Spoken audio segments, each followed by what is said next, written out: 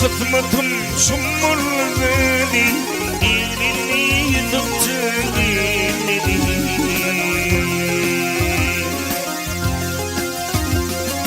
Bilmedim kıtmatım şumurladı, elini tutup dinledi.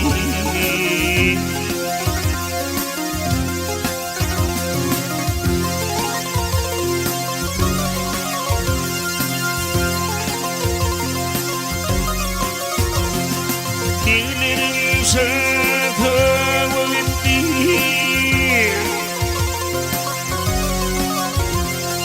gelir cehdimden etti.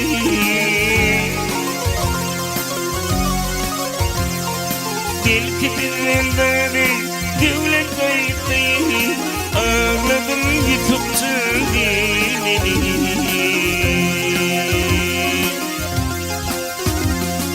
Belki bizden de devlet kayıttı, elini tuttu dinledi. Ben böyle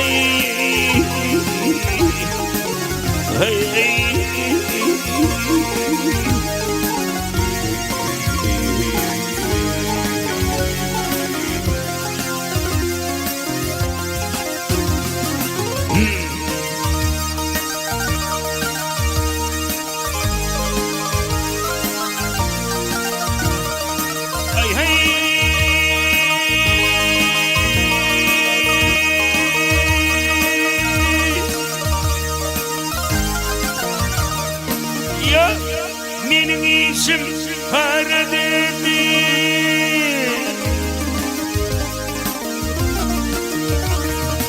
Ay güldarlığım kara dedi.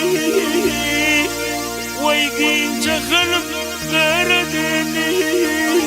Evlerini yutup gelmedi.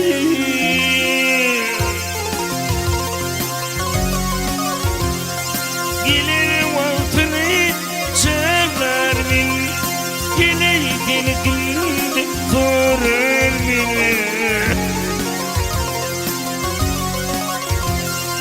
Hatice diye karalar beni, elini tuttu gelmedi.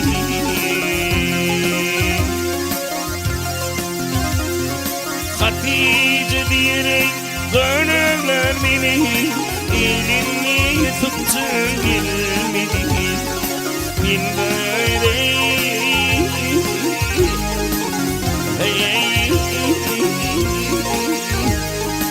elini tuttu gelmedi. Ne mutluyum gelmedi. Ay